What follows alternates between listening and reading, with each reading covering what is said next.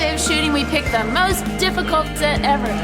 Smoke, mirrors in every direction. Love it. Welcome to Twilight. You're listening to Another Bite of Twilight, a podcast where we look back on our obsession with the Twilight saga and continue to freak out 10 years later.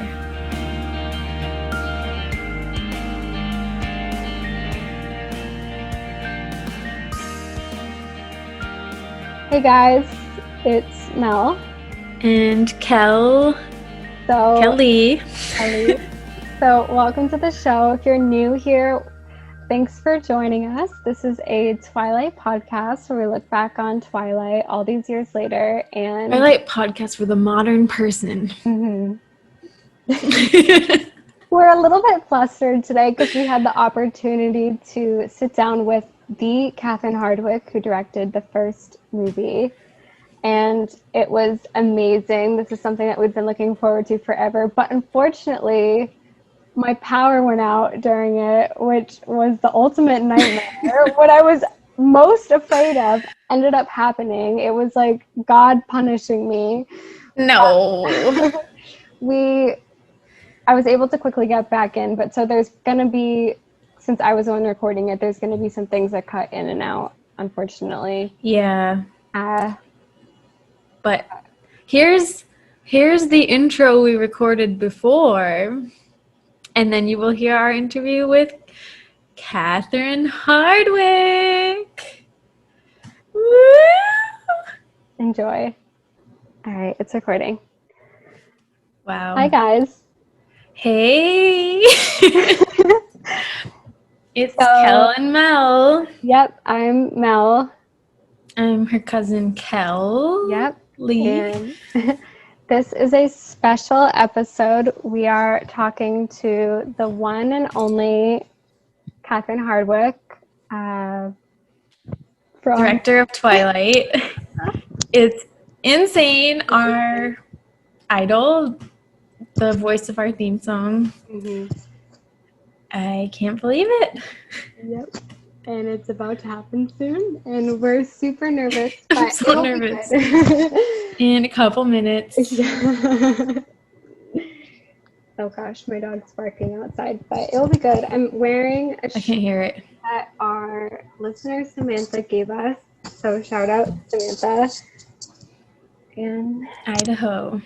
Yep, from her hometown in Idaho. So this is a special episode. It came to be because we had been corresponding with Catherine in the past and had talked to her a bit, and then over the weekend she surprised us with a DM saying that she'd love to come on the podcast this week, and we said yes, and we're super excited to have her on, but we are super nervous because Kelly and I are pretty shy, and so yeah.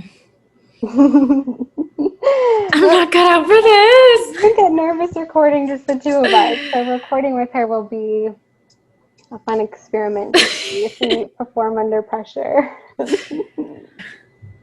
Oh, she's Crazy. waiting in the lobby. What do we do?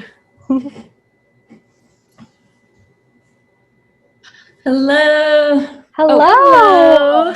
Okay, there. Hi. Hi, Catherine. Hi, Catherine. Oh my gosh. Oh my goodness. So nice to see you. Hey guys, yeah. I was looking, I just saw the email. I was on another Zoom about the voicemail. Is that what I'm supposed to be figuring out here? Oh yeah, so we're recording separately. We're recording in Zoom as well, but we're also recording on our computers or on our phones just to have a backup, just in case the audio quality is super bad. Oh, good. But our podcast is really low budget anyway, so Yeah, we have no idea what we're doing.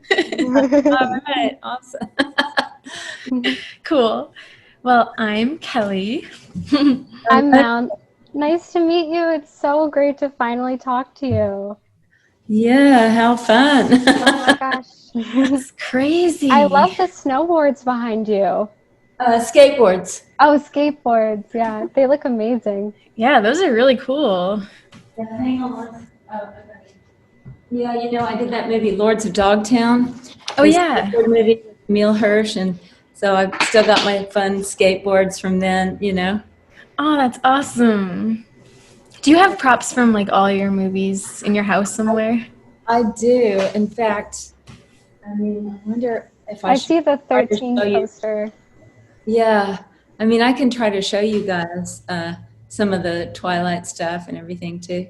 Sure, if Yeah, you want. sure. That would be really cool. Are we already recording now, or? Yeah, I started Yeah. recording. Okay. Well, I could just show you. Should I just take my computer and try to show y'all a couple things? Sure. Yeah, sure. Okay. Super Do you exciting. want to do an intro like, hi, everybody? How's We everybody? just recorded it actually, our intro before you came in.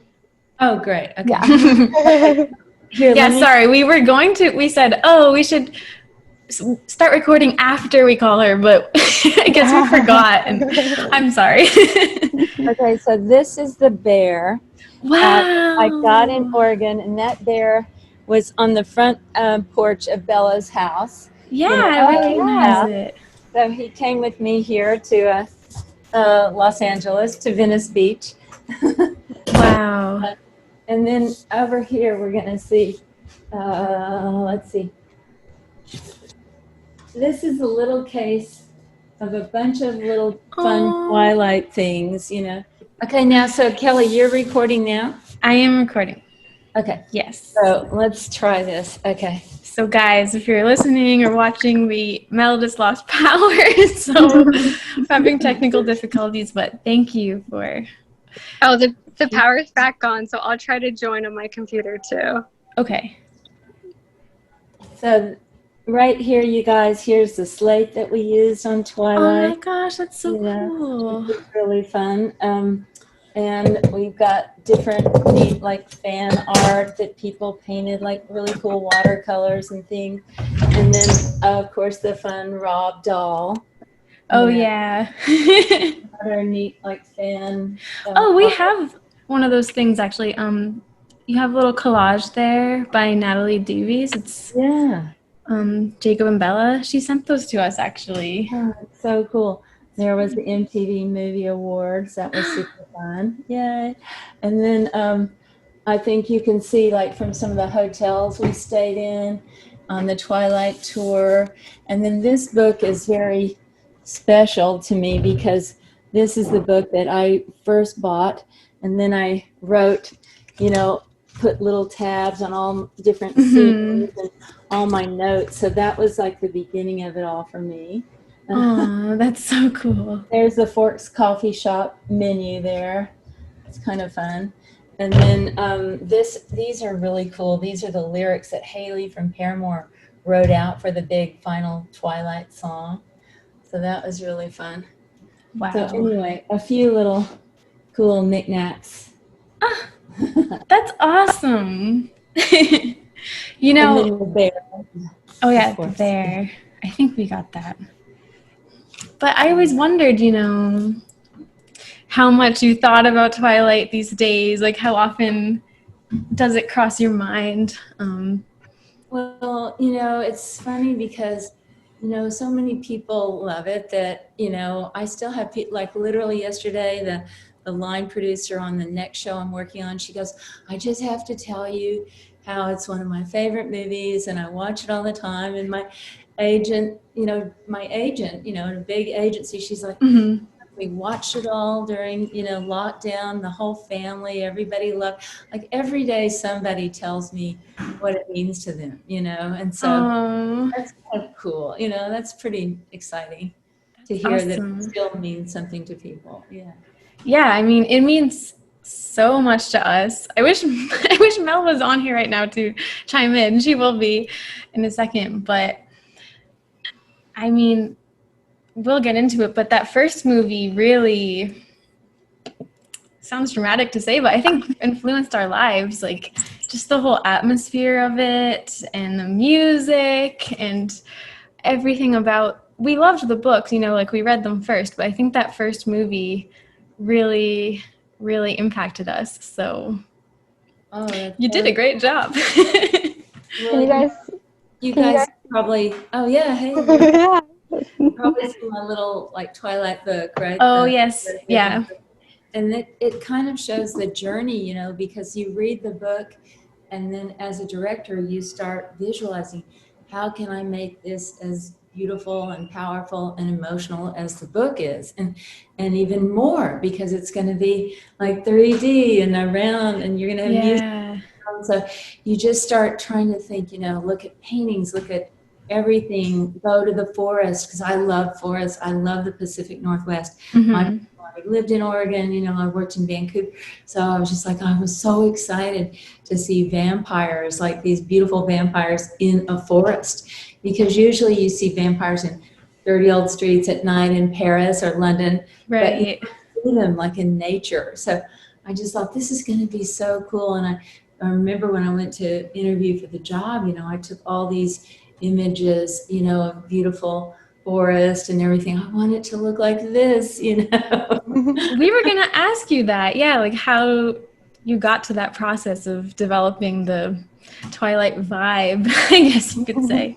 I think in that same case, I'm going to try to see. I might have my original lookbook in there. Let me see if I have it. I don't know if this is getting everybody dizzy, but I think it is in here. Oh, yeah, it is. Okay. Let's see. Okay. I'll take it back in the other room where there's better light. But I think this is the original book that I took in to say, here's my ideas for this project. Because as you guys probably know, no studio wanted to make the movie. They thought it was not going to make any money. Oh, girls aren't going to go see it and everything. But I'm like, I read the book and I think people will go see it. There is something in it. So like, I remember I had this image. Can you see that? Yeah. Like beautiful. Lights going through the trees. The light through the trees with all the moss. I had this image of like two people almost kissing. This is my friend Sarah, kind of in the woods, and she's actually in the movie too. Oh yeah. I know that's in your director's guide. Yeah. Mist and all the misty stuff I thought was really atmospheric. I thought it would be neat to have, I liked all the lumber yards and stuff up in Forks, but we didn't really get to put that in the movie. And also the industrial lumber yards on the water. I thought at one point oh, that'd be so cool if you went on logs and spelled out her name in the logs in the water. What happened to that? Some things you have all these ideas, but they don't always come true. Oh yeah, that was another beautiful La Push beach, which is one of the most beautiful beaches in the world. The deer, So I think I just took, and then I just did a quick Photoshop of these models, going cool. forest. Oh my goodness. And I said, imagine this, and the bridges and, so basically just like cool trees and just like things like that, like the silhouette of two people. And all those things I just took in and I just talked about it to the bosses, to the producers, and this can just be the most beautiful movie. And they were like, okay. Wow.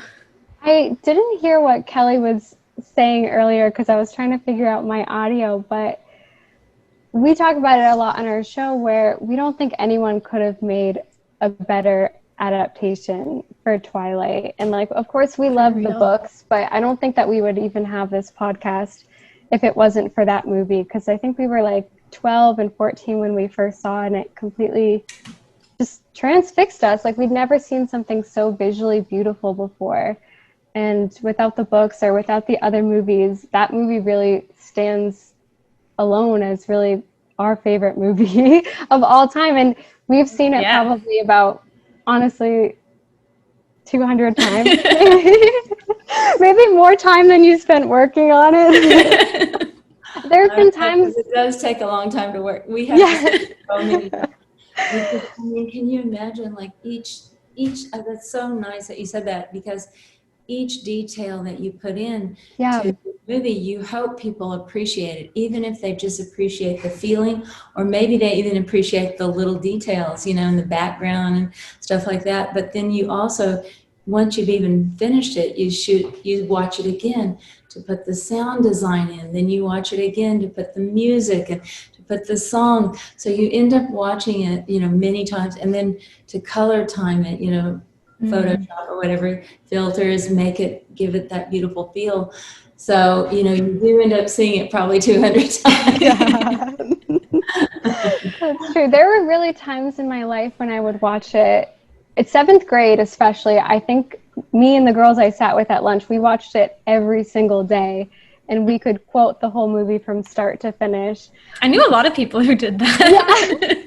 Yeah. And then there really, even to this day, there have been times in my life when I watch it at least maybe once a week. And there will never be another movie for me that really compares to how much I love that movie. But we wanted to ask you if you have a movie like that really just kind of took over your life that you love to this day.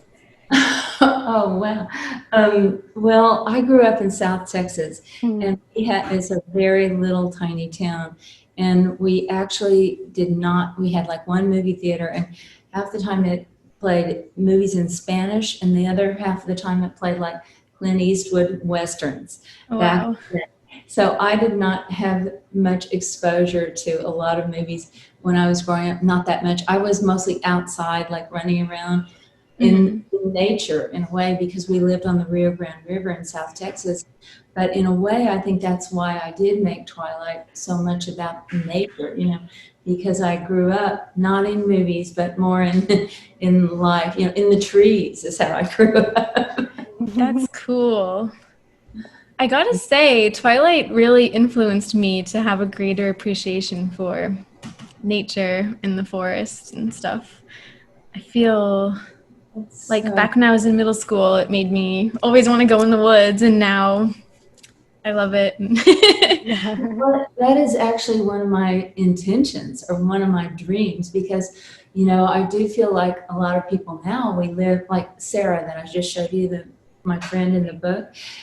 Sarah, I knew her, and Nikki Reed, who of course is in the movie, and of course I wrote 13 with, and I saw what their lives were like, a little bit more indoors and computers and phones, and my life was so outside. And if people don't appreciate nature, then we're just going to destroy it, as we already are. So I thought, in a way, this movie could be a love letter to the forest. It could be a love letter to the planet, to get more people excited about the planet and taking care of it. And then you can see that I snuck in a lot of my other things, like Bella's a vegetarian. That's not I'm a vegetarian. That takes care of the planet. If you're a vegetarian, you don't feed all that food to cows and stuff. And then I have them go on the greenhouse tour, where you see the compost and the worms and everything. So I was just trying to add in some of those things to help people love the planet more. Yeah. That was really sneaky, and I think it actually worked on me. Because in middle school, I don't think I really knew much about composting, and I certainly never had a veggie burger back then. I think, it wasn't on my radar, so, but now I do eat them. Like, I don't know if it's because of Twilight, but it definitely planted a seed, But if it does kind of sneak into your consciousness, instead of like somebody lecturing you about it, just make it fun and make it beautiful. Yeah. To our bloodstreams more than somebody telling us what to do, Totally. So that was one of the fun things. And that I was kind of excited about that. And also the architecture, I found out, like the Cullens house, very cool architecture. And that got a lot of people excited about architecture and like wanting to even go to architecture school. And if you go online, I was told there's like 200,000 models that people have made in architecture school of that house. No way. Models. And then the last time I was there, actually for the Twilight 10th anniversary, we went back to that house, and the owner is an architect. I'm an architect too.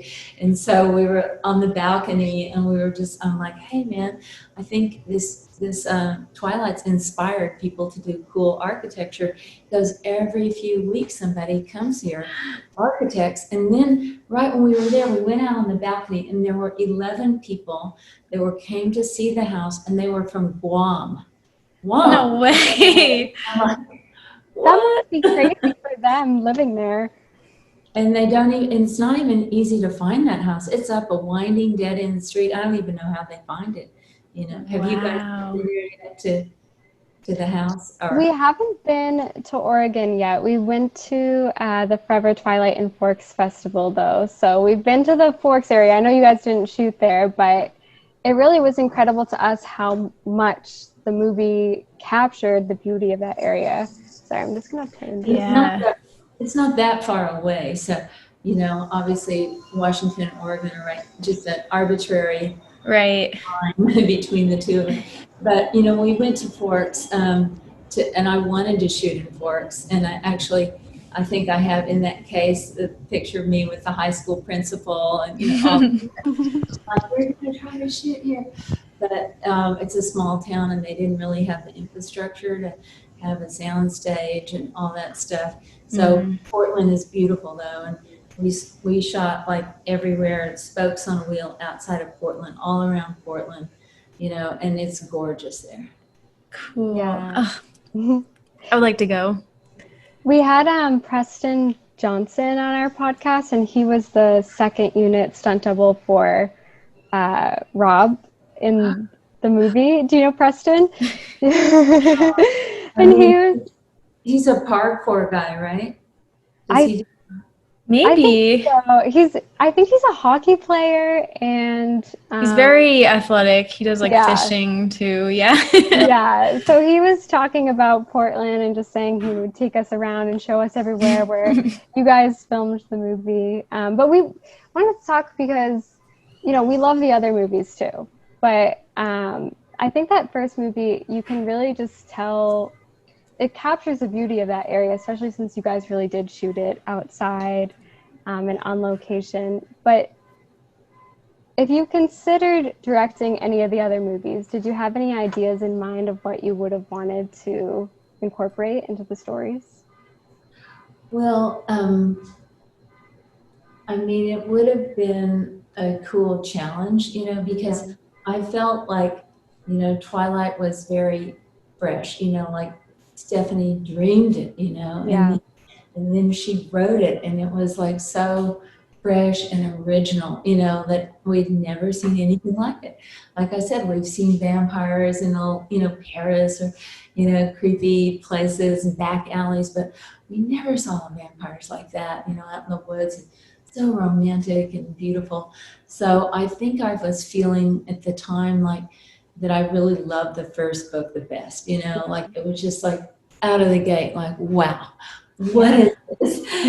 And so I thought if I did do another one, I would have to have that same level of just like enthusiasm, like, this is so fresh, this is so cool, and actually, we were still actually on the tour, like going in Europe when they were like, okay, you have to start the next one like tomorrow.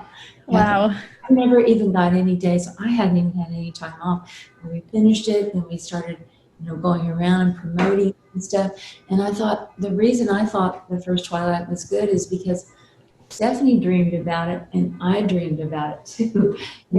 I had to dream. I had to have time to think of like the treetop sequence. That's not in the book. Nothing like that. Yeah. Go through the trees, but that I had to kind of dream up an idea that would feel like that ecstatic feeling of being like free and with a vampire that could do amazing things. And so I wouldn't have wanted to do any other ones unless I had that kind of inspiration, like Totally. Yeah. Yeah, it's hard to be creative when it's like, okay, now. And also it was a little different because for me, people didn't think it was going to make a lot of money or anything. They didn't know it was going to be successful. So people weren't like telling me what to do, like, nitpicking everything or second guessing every decision. Like Rob and Kristen, as you guys probably know, came over to my house. They did the auditions in my house on my bed. And later on, I know, because it was very personal. And later on, it would be like in a studio and, more like organized and official instead of sort of DIY, like indie, hands-on. Yeah. And that's what we like Mel said, we love the other movies, but the first one, no offense to the other ones, but it does have that more like authentic, creative, DIY feel. It's not overly DIY or anything, but it's creative. Yeah. It's more intimate too. It's more what? Intimate. Right, because it was more like the book is much more like, oh my God, how is she feeling? And how is he feeling? How are we feeling about each other? And I like literally had an emotional tracking chart that I kind of made. Like the first time they might brush a hand or barely touch. And then later on in this scene, maybe we get a little closer. I just made sure that I knew exactly how much contact came and didn't come at each moment. It was very kind of like, keep you on the edge of your seat. That's a good idea, the emotional tracking chart. Wow. That's cool. Catherine, is this the house where they auditioned in? Well, you know what? It's actually literally right next door, because after Twilight, I ended up buying the house next door and turned this into my office. So it is like 1 inch away. No way. Yeah. We could try to go over there.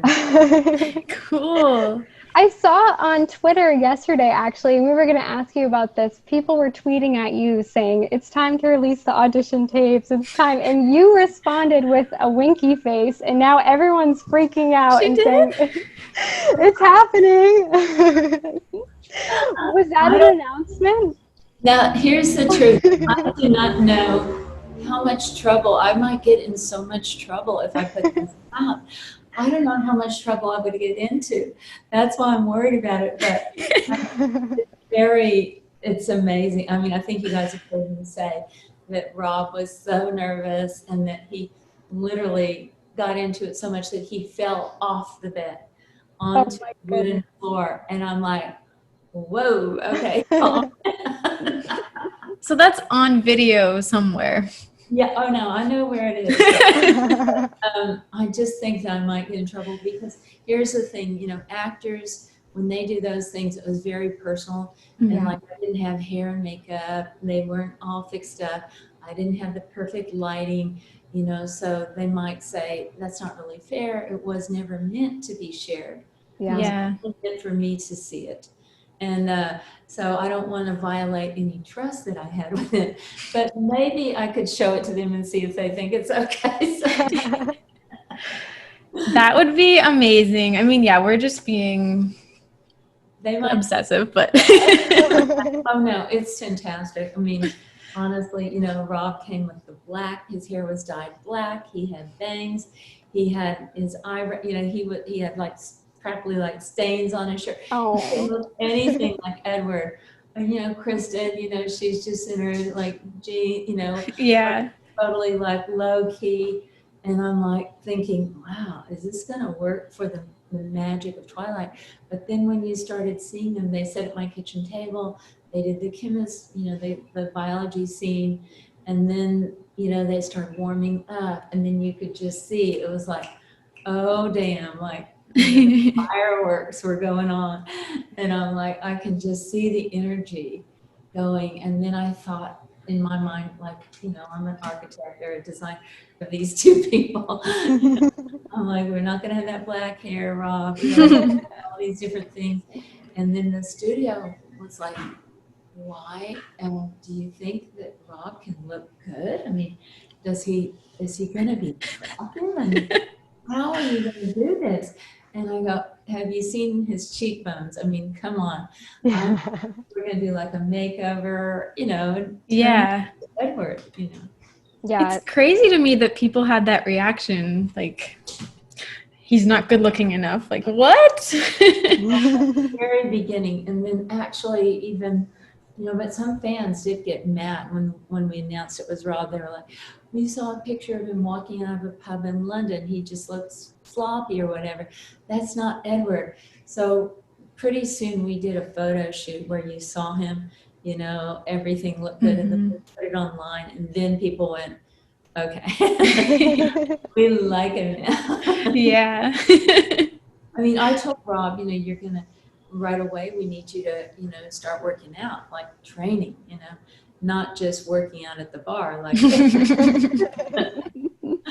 And so he got so into it. He came up to Portland early, like I think 2 months in advance, and just went there. He said, I'm gonna really get into this character and work out and do everything. He just put his heart into it. Wow. That's cute. Yeah. Now that I'm reading Midnight Sun, especially because I know that I think Rob and Kristen have talked in separate interviews about how they had a lot of pressure in the first movie and in the later ones to act a little bit more gleeful. But now that I'm reading Midnight Sun, I really don't think you could have cast better actors for that role. I mean, the way that Rob played that part with so much turmoil, it was perfectly captures what was in Edward's mind. I think so too. I think if anything, it was more like, can Kristen smile a couple of times? We never thought that Rob needed to be like happy vampires. But, That'd be creepy. Yeah. real creepy. But I think that when I auditioned a whole lot of other guys that are, some of them are wonderful actors, all of them are good actors. You see them in movies all the time, but in a weird way, a lot of them look like that cute guy in your high school, or that cute guy who lives down the street, and that didn't look like special, like they had lived for 100 years, or there was no mystery to him. They just look like an awesome dude, And I'm like, who is going to have that mystery to him that feels like he could have lived for a long time and have that depth? And that's what I think Rob brought, Yeah, definitely. His eyes just. It doesn't look like, okay, that guy lives next door to me. No. Yeah. I mean, when I read this story, I was 12, so Stephanie described him as the most beautiful guy in the world, and of course at the time I was like, oh, Zac Efron. And it was, I can't believe we thought that. no hate to Zac Efron, but I was like, it's just kind of, like another, hot looking guy. And then when I saw the film, I think that's another reason why it completely transfixed me, because it was unlike anything I had in my experience so far at that age. It was just so unique and exciting for me. His peacoat. Yeah. Oh, I mean, instead of having somebody, Rob, of course, had been in Harry Potter and did a beautiful job. That had been like 4 or 5 years before. So he wasn't super famous like Zac. yeah. Whereas if you had Zac and like somebody really famous instead of Kristen, then you wouldn't have thought that it was Bella and Edward, Exactly. But this way, you felt like this is Bella, this is Edward. You hadn't seen him in 30 movies. You hadn't seen him on Disney Channel their whole life or anything like that. You just felt like, oh, that is that person. So I was so happy that they, Summit was supportive of casting somebody that was relatively unknown. I thought that was great. That made it so much more magical to me. I agree. I think it had profound effect on it. So I'm glad. I went in Pasadena. Stephanie came and did a book reading and a book signing, like right in the very first days when I just got the job on Twilight. And I came to the book signing and I saw this whole sea of people out there, all these girls and women that were just listening. And when she just read the name Edward, people just loved it. So I'm like, oh my God, wait till I put a real face there. These people are going to go crazy. Man. I admit that I was a little worried, like for whoever played the part, that they were going to get like mobbed. Mm-hmm. Which of course we were in Rome. That's the first time it really happened. Rob and Kristen and I went to the Rome Film Festival, before the movie came out. I don't even think there was a trailer yet. And so we were supposed to go to a book signing at this bookstore in the old part of Rome with the cobblestone streets and everything. And we were just like, okay, and we're signing the book. And then the line just kept going and going and going, and we had to go somewhere else to the film festival. So they said, you guys can't sign all the books. You're going to have to go get in the car. And nothing of the craziness had happened at this time. But I remember we tried to walk out to the car, dun, dun, dun, dun, dun, and then the mob came, you know. And I didn't know what to do. I mean, I thought that Kristen was going to be killed, you know. So I'm trying to jump in front of her. And we didn't have bodyguards or anything. I'm like, what do I do? How do I save her? That's crazy. Yeah. It Well, was scary, you know. It was scary, like you're going down those streets and people are chasing you. You don't want to hurt anybody, you know. But Man. and she was only I realized, 17. okay, this is going to be big, you know. Yeah. She was only 17 or 18 years old at the time, right? She was 18, right? Yeah. I can't imagine. I know. And then, you know, she had been most, you know, in these beautiful indie films, and, you know, they're both very artistic and very special and not like, here I am kind of people. Yeah. So it was kind of hard for them, you know, and everybody, like, we were just shocked. I bet. I don't know if I could handle that. And I'm 25, but thinking about being a teenager, I mean, it must have taken a lot of maturity to It does go to your swallow brain. all that. To your head, yeah. I mean, it can mess with your head a little bit. But I mean, I think they did great with it all, you know, and they're turned out to do such interesting jobs and, you know, beautiful careers that they've had. And, you know, so it worked out okay, I guess. Yeah, definitely. They've been doing great. It's crazy. I meant to say this early in the beginning. It's just crazy how much time's gone by. It really doesn't feel that long. But, you know, we started this podcast as kind of like a nostalgia thing. Mel and I predicted a couple years ago, like, oh, we think people are going to be really nostalgic for Twilight. Like, maybe not yet, but we predict that, like, Urban Outfitters will start selling, like, T-shirts with Twilight on it, maybe in, like, 5 or 10 years or something. But it's crazy that, you know, Midnight Sun just came out, and there's a lot of people that are, like, just now getting into it or getting into it again. And, yeah, it's crazy to be talking to you now when, you know, when we were in middle school, we never would have thought this would happen. So Yeah. You're actually in our theme song. I don't know if you know that. Oh, I better listen to this. Can you play it? yeah, I hope you don't get mad at us or we don't get in trouble for stealing this audio clip, but we have like a little theme song and it has you in the behind the scenes thing when you say it's our first day of shooting, we picked the most difficult set ever. Yeah. Smoke mirrors in every direction. Because this is going to sound so weird, but Mel and I would always just quote that. I don't know why. Like, because you say, welcome to Twilight. And we would always quote that to each other. So we said, you know, because we talked about Twilight for years. Like, after, you know, all the fandom kind of like died down a little bit, we would still talk about it. So that's why we got the idea to make the show. And so we said, like, oh, if we have a theme song, we should put that in it because welcome to Twilight. That's so cool. Yeah. And that was the first clip that we'd ever seen of the series too. So, or of the film series. So that was our introduction to it, was that audio. And of course, you know, we love the books, but that first movie, I think, really solidified our obsession with it. That's so cool. Well, it's funny because we're doing, you know, the new show, Don't Look Deeper. Yes. So they were like, okay, I saw that they did the billboard on Times Square. Did you guys see that? Yeah, I did. The billboard on Times Square, and I'm the director of Twilight. I'm like, wow, for all this time, they still put that up there. And then, you know, we thought, well, let's see, you know, how much Twilight love is still out there, you know. There's a lot.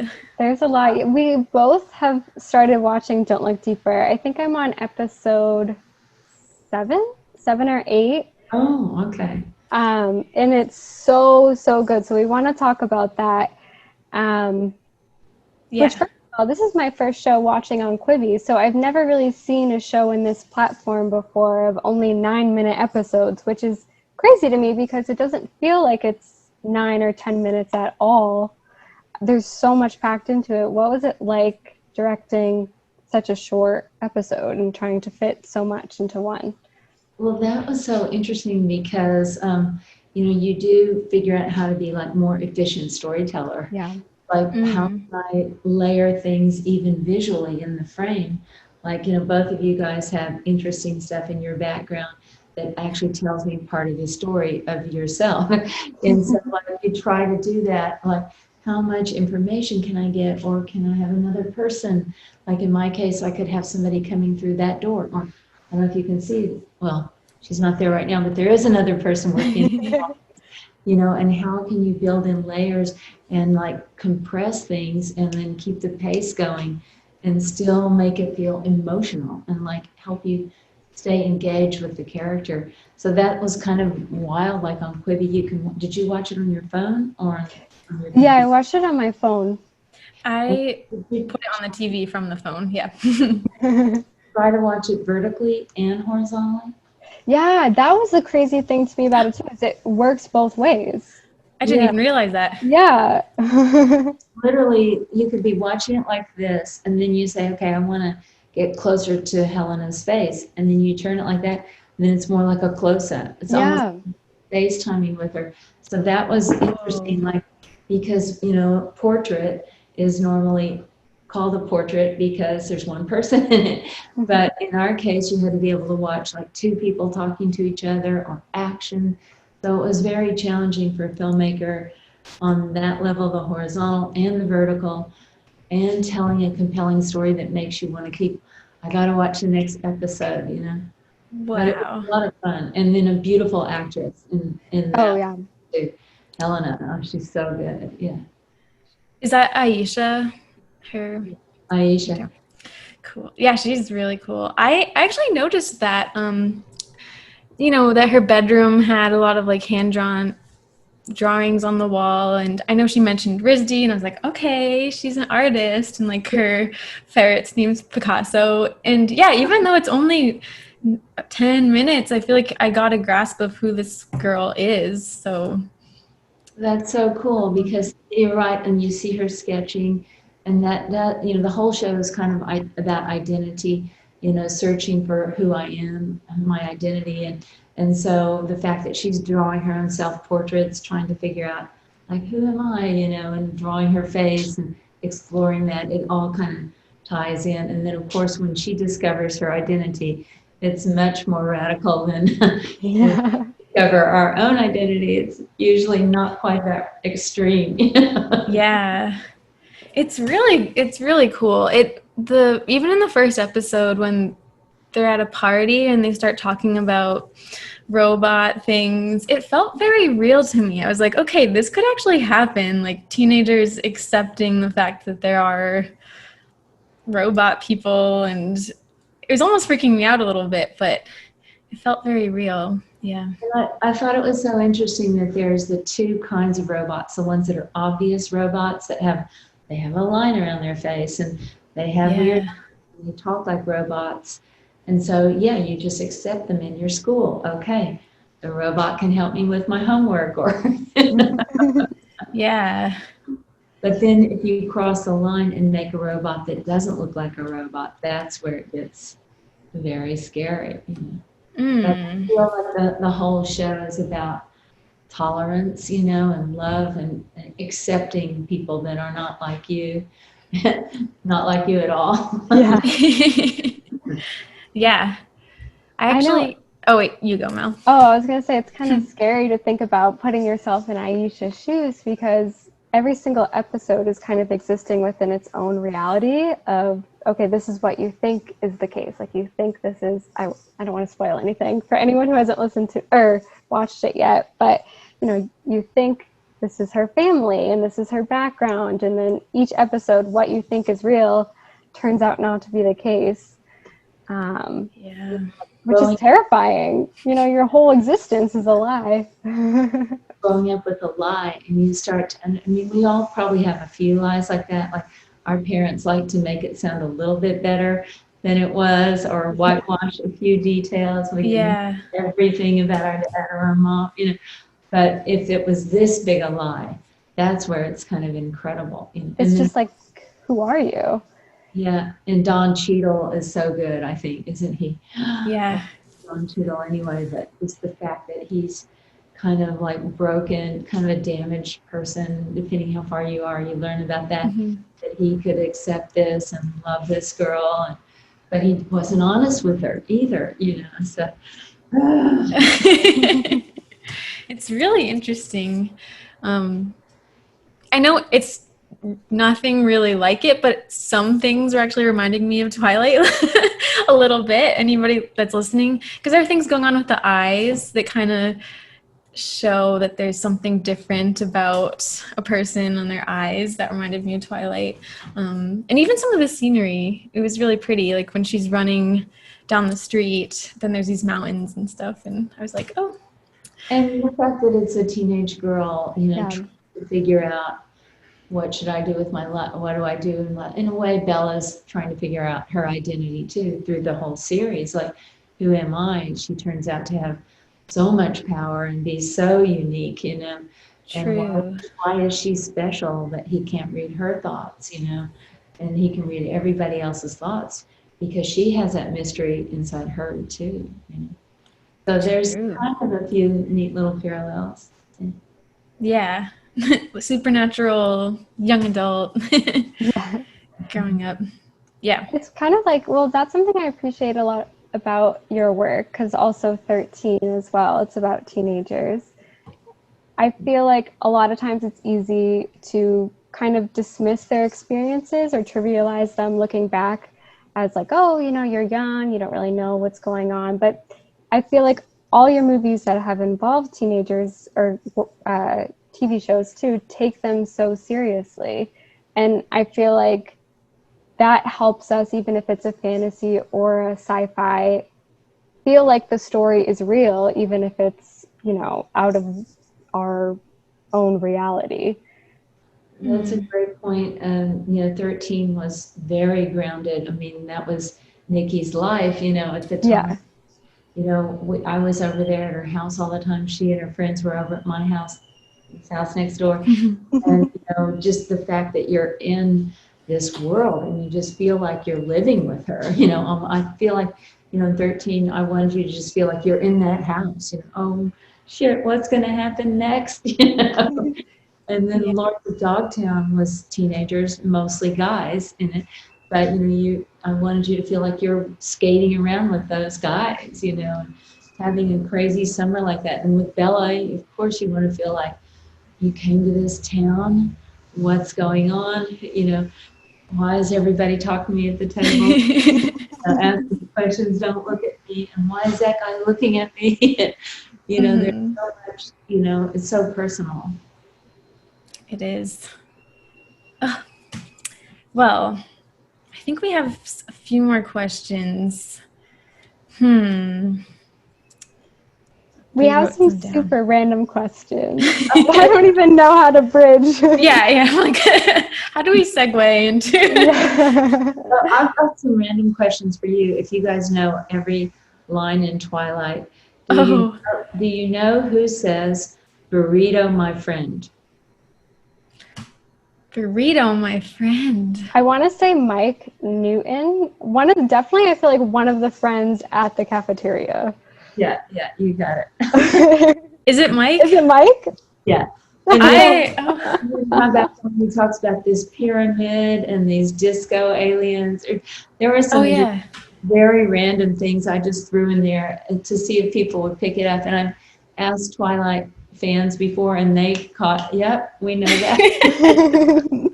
Honestly, even though we have this podcast and we're supposed to be experts, people are always telling us we're getting things wrong, or we'll say on the show like, oh, I don't know, and then we'll get an email from somebody and they correct us. So we know a lot, but good job, Mel. I wasn't sure. Burrito, my friend. that's another thing we love about the first movie that the other movies unfortunately don't have, is there's so many random lines, which I think do make it feel so real. And so one of them is kids love those little bottles. And we've always wondered what that means. Okay, that was meant to be like when you're on an airplane, they give you a little bottle of whiskey or gin or whatever. And so this guy is just totally inappropriate. Like, kids love those little bottles. Like, That's so funny. Like, totally inappropriate. I love that. I love that. Yeah, it makes it feel so real. Like, it's just, you don't have to know the context of every little thing that is said, but that's how real life is when you're anywhere. I love that you asked me about that line. That's so Yeah, then there's another line when Bella says padding on the swim team, and one of the girls, is she like, Kirk, right? I know, there's no way. Way too skinny. Like, like they don't explain that, and we don't know who they're talking about, but it makes it feel so realistic. And like Anna Kendrick is, as we know now, she's hysterical, and she can just ad-lib every crazy thing. So it was like, you know, Kirk pads himself, whatever, you know. But isn't Anna fun in the movie? She's so cool, I think. Yes. Like when I saw it the other day, and she's out on the volleyball court, and she puts her hands like this, you know. Yeah, I mean, I think that character is written not to be that likable, but she actually makes her kind of a likable character, even though she says sort of snide things. Just the way she does it is so charming. So yeah, I had seen I had been at Sundance, and I saw a movie that she did, and I thought she was fantastic in it, and I'm like, I have got to get her into Twilight. So that was pretty cool. You know, she did like a neat little indie movie, and then of course she's just exploded into a superstar, you know. I'm glad you did. She's amazing in that role. And Michael Welch too is one of our favorites. We know a lot of people don't like Mike Newton, the character, but we absolutely adore him. He's amazing. Of course we're Team Edward, but we're borderline Team Mike as well. Amazing. Tries to ask her to the prom. Oh, I know. I think a lot of people love the way you guys had him be out of focus while he's asking her to prom. Because she doesn't even notice him. She's just totally focused on him. Yeah. He's dancing in the window behind Charlie in the diner. When he's like, Oh, we had a random question. If I don't even know if you would have wanted this, but if you wanted to have killed off any characters, who would it have been? God, that's brutal. I know. Well, of course, the bad guys that were like attacking Bella. Maybe Rob could have run him over. Yeah. That would have been crazy. That would have been pretty weird. That would have we didn't really think about that. We could have he could have hit them. They could all have gone flying. That would have been really scary. That would have been super scary. Yeah, whoa. And just like blew them out of the parking lot. But also, that's before Bella knows he's a vampire. Would have been like, what is wrong with this? That's because that's before Bella knows he's a vampire. Yeah, and she would have known something was really off with this guy. Yeah.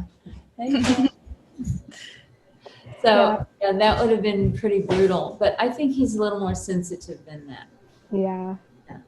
That's true. He taught them a lesson, and then they could grow as a person. Yeah.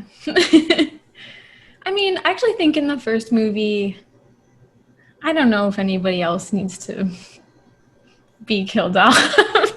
I think when we talk about that, we more mean like, the last movie or something. But yeah, I would agree with that, because then all the other like bad, crazy vampires come in. Yeah. Yeah. Yeah. And it No. ups the stakes too. Did you guys, okay, what about the spider monkey line? Do we like that one? Yes. Oh, I love that line. Another quirky line. Yeah. Because I remember the day before we were going to shoot that, I thought, God, they don't have anything to say in this scene. And sometimes it's hard to just sit there and stare. I better come up with some lines. So I came up with like 12 lines and I printed them out. I gave them to Rob and said, maybe you can pick one of these if you like one of these. And he picked the spider monkey line. That's awesome. That's so cool that you let him choose that.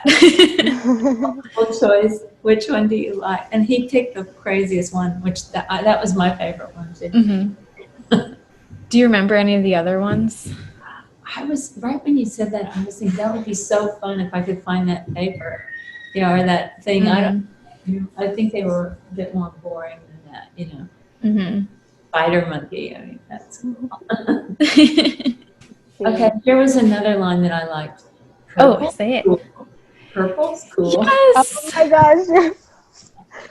We actually, okay, this might be a weird story, but we went around our neighborhood. We usually live together, but we're separated right now. And we took sticky notes and put them all around the town of just random quotes from Twilight. And one of those was "Purple's cool." Yeah, that's one of them.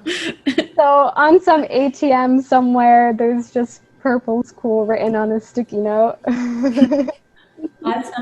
love that line. Purple's cool. I love it too. It was so cute. Like the dad, he's trying so hard. Like Yeah. I hope I got the right thing. It's so sweet. I love Billy Burke. He's awesome. Oh, he's the best. Yeah. He's so cool. How does it feel to have directed and created a movie that's like a classic or, means so much to so many people? Is it weird? Does it really hit you? Like, how does it feel? Well, like I went to the Twilight Forever, the 10-year anniversary. Oh, yeah. A lot. Were you guys at that one, the 10-year one? Or? No, we just missed you. We went to the one afterwards. Oh, okay. Well, that one was amazing because, you have this line, like 800 people. They come up and they tell you their story, like how it changed their lives, or if they were dyslexic, they never could read, and how they learned how to read the books after they saw the movie, or how they never had any friends and they live in Australia and then they met a friend in England and they saved their money and came to Forks. And like, I was just like crying half the time, because people were telling me these amazing stories that, how it really affected their life. So that's pretty cool. Wow. How often, obviously Stephanie started it all and Rob and Kristen brought it to life, and a million people contributed, but it's still fun to be part of it, That's incredible. Yeah. Twilight will go down as a big part of history for sure. I keep telling, like when we spoke to Preston, no matter who, in what capacity you worked on it, I think that Twilight will basically be remembered sort of the way The Wizard of Oz is remembered. It's historical, it's huge, and people will watch it to look back on this time period. And a lot of people know, like, you remember what age you were, like, okay, where was I, and how did I go to the midnight show, or did I go to, did I go 3 times the first weekend? I know. I know. I feel really lucky that we got to live through it. I just read a book about the Beatles, a lot about Beatlemania and stuff, and these things don't happen all the time, where people are freaking out in crowds, and I feel really lucky that we got to be part of it. Yeah, it is kind of cool. I remember people would sometimes criticize, look at how come all these girls are going crazy? I go, well, look at football games. Yeah, true. Guys go crazy and paint their faces. All these kind of girls have something to go scream at too. Yeah, men just like rip their shirts off out of passion. Do 1,000 crazy things, So I think it's so fun to have something that unites people and gets people to laugh and talk and I love it that all the guys in secret, I heard a lot of boys went in and got the Edward haircut. They didn't want to admit it, but. Oh, yeah. Yep. We have a lot of listeners who are guys, and they always message us and they say they're like coming out of the Twilight closet now, finally, 10 years later, that they've always loved it, but it's just sort of this societal pressure to, not embrace it. But people are coming around. I think now it's cool again. It's gonna, like you said, or even will be cooler again in a few more years. Yeah, there is a renaissance going on, as people call it. Twilight Renaissance. It's so fun. So we don't want to keep you, but Catherine, thank you so much for talking to us. This made our week, our month, our whole quarantine so much better. And where are you guys? Where'd you call from? Where are you right now? I'm in Cambridge, Mass. right now. Mm-hmm. Yeah, and I'm in Reading, Massachusetts. All right. Okay. Yeah. Doing okay during lockdown or whatever this is? Yeah, I know. Doing okay, yeah. How have you been? I've been good. I mean, I go on these mountain bike rides up in the hills, you know, above Santa Monica. So that's kind of fun, you know, like you get to just be outside. And Yeah. right here. So that's really cool. But, you know, I'm ready to do something different. Yeah. Seriously. Let's change it up. I know. It'll be interesting to see the movies and the TV shows that come out of this time, because I'm sure, you know, we're all at a standstill right now, can't really do anything. Mm-hmm. Well, you guys are so much fun. I thank you for doing this. This was a blast. Thank you. Thank you so much for joining us. You stay well. Keep it alive, Twilight. We will. Okay. All right. Goodbye. Okay. Bye. So that was crazy. That was But yeah, like we just had a couple minutes between that and now, guys. But Mel was saying, like, once you started talking to her, it actually did start to feel pretty normal, and that's true. Mm-hmm. I actually feel like now we could talk to Kristen Stewart. I know. Although I'd want to be together for it, just in case something bad happens. I mean, actually, Dude, if I was left alone with Kristen, well, I would be so nervous. what did you and Catherine talk about when I was gone? Oh, yeah, I know that wasn't recorded. So like, I guess well, wait, didn't I start recording again? Yeah, I guess I will see later what we talked about. But I was like, poor Mel, oh no. And I don't think that's recorded because I was the one recording it.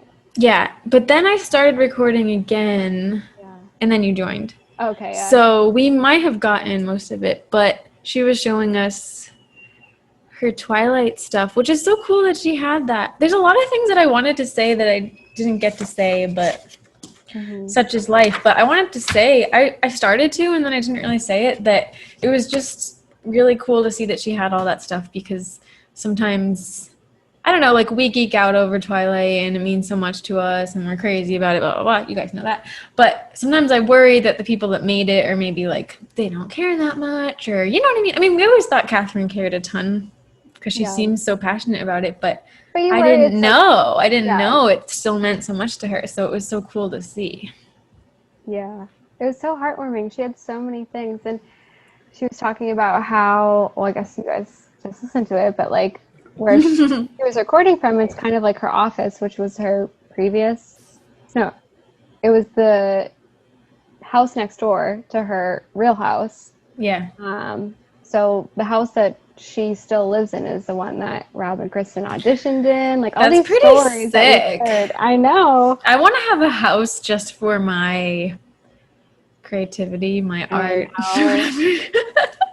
That's a goal. She was so incredibly thoughtful, and when she was talking about the environment and all these things that she snuck in there, it was like everything she did was with intention, which I really appreciate. And the way she was talking about how, you know, the studio was like, okay, gotta do the next one, and that's just not her style of like. Yeah. She wouldn't have been able to just bust out a story just for the sake of, making money for the studio heads. Like, she Totally. created something that was beautiful and so thought out and so intimate and delicate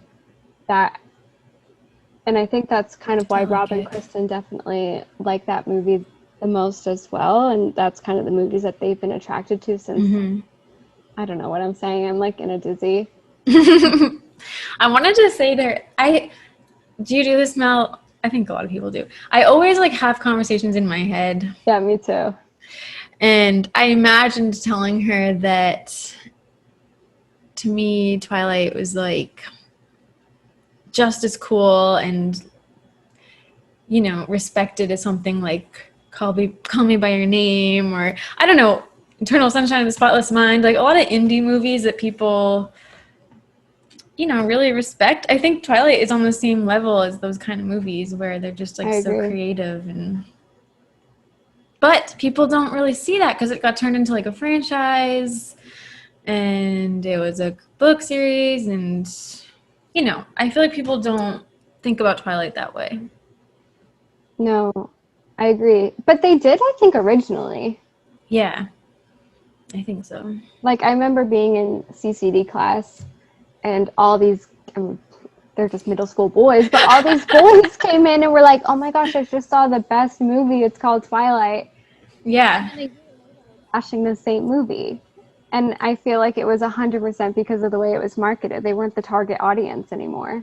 Yeah, I remember I went one of the, first times I saw it in theaters. Not the first time, but maybe like the second time or the third time or something. I went with Jimmy and Tyler, my friends back then, and they really liked it. So, Yeah. I know. I can't believe that just happened. Oh my God, I'm sweating. I'm literally... We're both like this. This should be like the picture. I'm drenched in sweat. I can't believe the power went out. So guys, what happened? So I just went outside to my dad because I'm at my parents' house to be like, what happened? And he said that the Verizon guys were outside and just were like doing stuff like at that exact moment. Yeah. So poor Mel. It was not that long. No, but so I felt bad a minute because, at top. I wanted to be so like engaged and to just really take it all in. But when that happened, I was like, okay, I'm going to join it on my phone. Yeah. And once I got the power back, I'm like, okay, I'm going to join it on my computer. And I was so flustered of trying to troubleshoot the now Wi-Fi problems I was having and the connection that I was not paying attention to anything you guys were talking about. So I was like, it's okay. I had all these things I wanted to say, but I'm like, I think Kelly just said the same thing. I don't know. I was mostly just like remarking on her stuff. Yeah, I haven't listened to it yet, so I don't even know what was saved or what wasn't. Did you hear me say, I was like, oh, we actually have that collage from Natalie Davies. She had the... Oh, yeah, I did hear that. Thing. Okay. Yeah, I mean, it was a blur to me, too, so I don't know. I think when you joined in, maybe I was talking about, wasn't I already talking about, that first movie? I don't know. I feel like I had moved on to something, but I can't even remember, Mel. I don't know. It was a blur because you're just so excited. But, man, I didn't expect to see her house. I mean, I don't know what I expected. I just kind of thought it'd be like a blank wall behind her or something. So I can't believe that. It's so cool that she has memorabilia from all her movies. I'm so happy that I got the burrito, my friend quote. Yeah. I was like, oh, no, I don't know. I don't know that. She's so cute. She got into that. She's like, I thought of another quote. That was really cute. Oh. I hope you guys like this episode. We know that it's not, well, of course you'll like it. It's Catherine Hardwicke, but yeah, Midnight Sun's coming out, and it's not like on the same schedule that we usually follow, but it's such a special occasion. So, yeah, guys, I don't know if you're going to keep any of this, Kelly, in the outro, but thanks for listening. Wait, are you ending it already? I don't know. I guess I don't know what more there is to say. I just can't believe that happened, and it makes me feel, I don't know, just thank you guys, and I feel really grateful. I mean, if we didn't have this podcast, like, this would never have happened, and I felt really, really nervous for it. I don't know, I've just been in, like, a funk lately, and I told Mel earlier today, I was like, I don't even want to do it. Yeah. I didn't, because I felt just so overwhelmed and, like, stressed and just not in the right mindset for it. But once it started, this is how it always is with me, it was fine, and now I feel like, I don't know, if we could do it, anyone could do something that you're scared to do and capable of. We could do anything, Mel. No, I was the same way, because even though we have a podcast, we're like it doesn't take much. We're pretty shy people, and so this whole time I've been like orchestrating conversations in my head of what we were going to talk about and exactly what we were going to say. I seriously was rehearsing how I was going to say hello. And I kept trying to think of like just the fact that we logged on and like did it was enough, like no matter what happened, if something went terribly wrong, like our power goes out, it was fine because we tried. And yeah, Mel kept saying that, like, we just log on, even if it's like 1 second, that's enough to be proud of. Yeah, and really, as Kelly was saying, it's all because of you guys, because she wouldn't have found out about us if people didn't listen to us. And so thank you for giving us this chance. And we hope that we asked good questions that you guys wanted to know the answers. It was just going by, and like, I thought we were going to more like one by one, like look at our document and ask questions, but it didn't really go that way. So I'm sorry if we didn't ask questions that you guys wanted us to ask. But yeah, I wanted to ask her if she thought it was weird that we have but it just didn't really happen. I don't think she would think it's weird. I mean, as she said, people come up to her all the time and tell her how much the movies meant to her. Yeah. It was flowing pretty well. It was almost like hard to interrupt and be like, okay, I have a question. Yeah, exactly. Which is good. She was so excited about everything. She's so cool. Oh my God. I can't believe we talked to Catherine Hardwicke. Oh my God. I feel so flustered right now. I feel like I can't even form. I mean, this week has been just like insane because Midnight Sun also came out. And I know. It's crazy. I feel I haven't even taken a picture of Midnight Sun yet. Like, I just feel like I'm slipping. Well, I don't know, because we had like most of the East Coast had some pretty crazy weather yesterday, and I was stressed. This is just a dumb story, but I was kind of stressed out because I had originally planned to like go get Midnight Sun during the day or something, but I had meetings and I was like, okay, I'll go right after work. But then it was like pouring rain and it was like insanely a storm. Yeah. And I was like, oh my God, when am I gonna get it? And then around like 7, the weather was still windy, but it was okay. So I ventured out. I had to walk, but I went to Target. That's where I got it. And it was okay. But yeah, I wasn't really able to even read that much because I got home and had dinner at like 8. And then I was watching the Quibi show, Don't Look Deeper. And then I was talking to Mel. And then I only read like a chapter and a half or something. So yeah. I'm disappointed with myself. I wasn't able to read much either. Not because I didn't have time, but just because I was so overwhelmed. Like, I honestly, I'm telling you, I was kind of forgetting about Midnight Sun because of this. Oh yeah, well, Catherine. Yeah, I know. Me too. I was forgetting about it too. I was like, I can't even really. Go there. It's it's like kind of a shame, but I mean, this is really huge. cool. I mean, I don't know if I would say it's cooler, but like you can't really compare. But I mean, this is Catherine Hardwicke, so yeah, I also forgot about it. I was joking to my coworker today, who's like one of my really good friends, and I was like, I think I just might pull a Harry Clearwater and have a heart attack and have a heart attack. Literally die. What? Does your coworker get that joke? Yeah. She said it was tasteless. Oh, was it Tess? Yeah. I don't know why I pictured that it was like a guy. No. I was like, does he get that?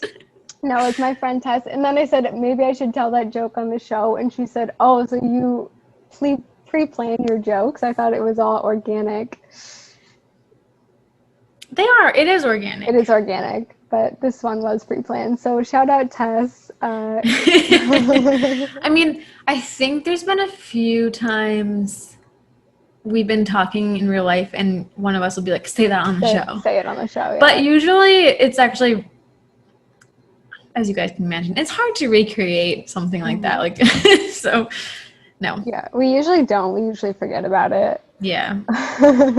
It's hard to remember everything to say. Yeah.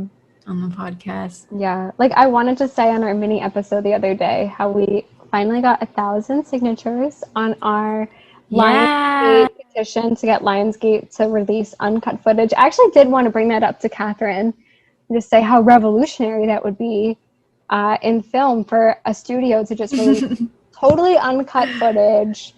Yeah.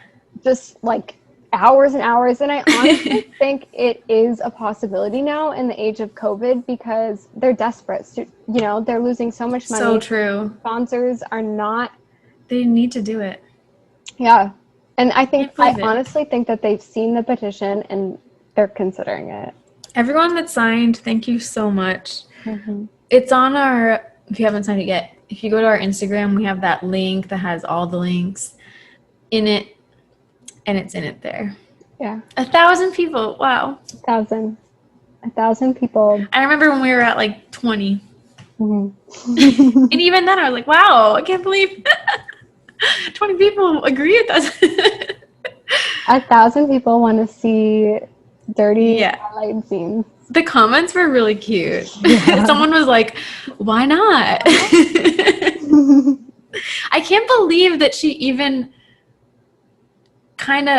she's like, I couldn't release it, but I would have to ask them or something. Like, that was cool. The way she would if they said yes. Yeah. I wonder if that means she will ask them. I don't know. I think that they would say no. And I understand why. Yeah.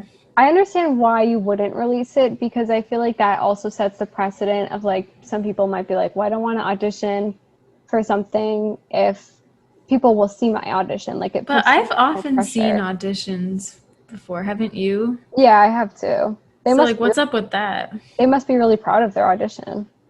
Yeah, I know. I've seen like on YouTube they have the auditions for like everybody on Game of Thrones, basically. Mm-hmm. Yeah. So why is that out there? And I mean, this definitely sounded like a special circumstance. I mean, they were in her house. Mm-hmm. Sounds like they were kissing, right? Yeah. So I guess that's kind of weird, but it's also, I feel like, very personal to them because they went on to date too. So I mean, they're broken up now, so maybe they don't care. But I feel like the first time you met somebody, I don't know. And then like if they became a huge part of your life, you wouldn't really want the whole world to like have such a private moment to like freak out about, especially if that's something you hold like so near and dear to your heart. I guess so. That makes sense. Yeah. I guess I wouldn't think of an audition as being that private, especially since, I mean, they were taping it and I guess it's supposed to be just for Catherine and maybe like the other, I don't know, producers or whatever, yeah. but I still wouldn't think of that as like super private, but I don't know. I totally get why they wouldn't want to, but I also think there would only be good. It's not like anyone's going to be like canceling them over this. I think people would love it. So I think if they released it, it should be like make people pay for it. Like don't release it for free for like people to like make a meme out of it or whatever who don't really want to see it. Like make the people who really care about them pay for it, and they will. I will pay. I'm saying this right now. I'll pay $75 to rent it one time. I don't even need to pay. They probably won't. And yeah, now that you say that, I'm picturing people taking pictures of it and then pictures of that being online. They probably wouldn't want that. So yeah, but they should release like the uncut footage because that's like less personal and also they should. Could have been in the movie anyway. I didn't know that they did the biology scene at her table. Did you know that? Yeah, I think I did know that. Oh, I didn't know that. I thought they did just the bed thing. Yeah. Cool. I think so cool. What is going on this week? Oh Why my is it so crazy? Did you know that right now, actually, okay, I'm not into astrology. I'm into Myers-Briggs. But Madison told me this, my friend.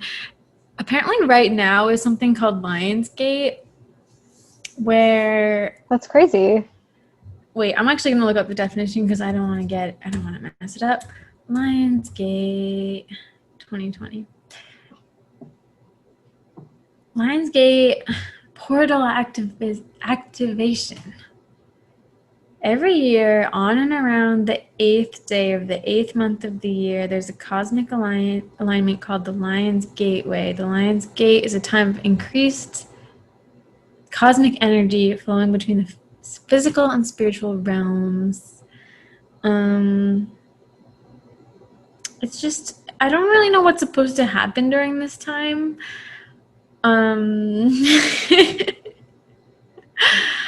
Accelerated ascension, change and transformation. I don't know, but it's supposed to be like around this time of the month. Like, I don't know. People are into it, I guess. But I was like, wow, I feel like a lot is happening right now this week. Yeah.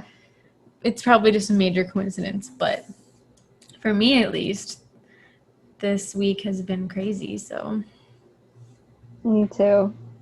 And for Madison too. So weird. Anybody else? I mean, all of us have Midnight Sun, so we can all say that. Yeah. Oh yeah. So we're recording this episode the day after Midnight Sun came out, but it'll be released 2 weeks later. Yeah. So. Because we gotta talk about Midnight Sun. When are we gonna do that, Mel? Saturday? Okay. Is that okay? Yeah. Saturday I think we could morning? Saturday morning. I was gonna say that, like during the day. Yeah. Wow. I can't believe this. I can't either. I feel like speechless. I just can't even like express myself. But we were also saying like, okay, we have to act cool because we're like representing Twilight fans right now, and if we just completely like geek out and start crying, then like anyone else who sees this is gonna be like really embarrassed. Yeah. I mean, I just acted, I think we kind of geeked out, but I think we both just acted naturally. Yeah. Act naturally. It comes naturally. Mm-hmm. I can't believe that happened.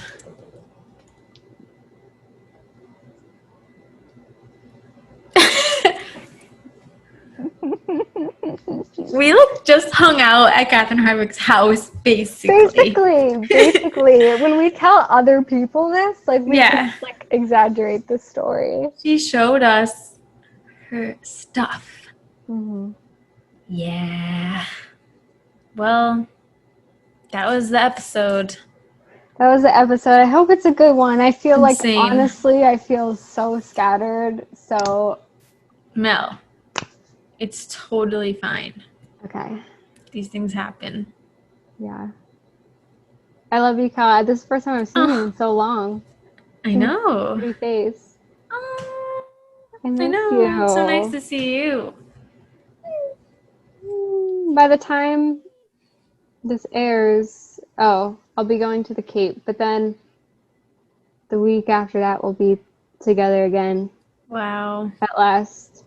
It's a lot of time. We should watch Twilight when we get together We should. to Yeah. celebrate. Twilight. But you told her that you watch it still every week. That's not true. No, I said times in my life. Sometimes I Oh, watch it. times. Yeah. But you said like still. No, I said sometimes still, I think. Oh, okay. Edit the word sometimes in if I said that. Where am I going to get that word, I guess, right now? Yeah, sometimes. I watch it sometimes. Maybe I misheard you. Maybe. Like, what? I still watch it every day. That'd be insane. Like, for 10 years, 12 years, you watch it every day. I'm sure some people do. That'd be way too much. I feel like you just get numb to it after a while. Yeah, I agree.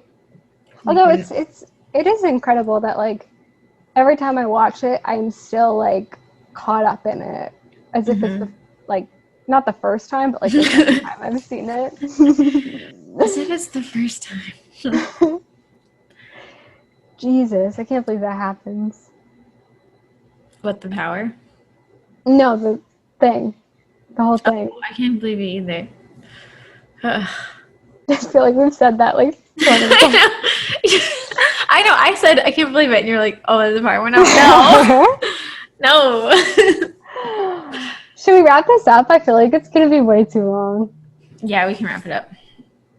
Okay. All right. Enjoy Midnight Sun, guys. We'll talk to you in 2 weeks to talk about part 2 of Midnight Sun. Alrighty. See you guys soon. Bye. Bye. Bye, Mel. Bye.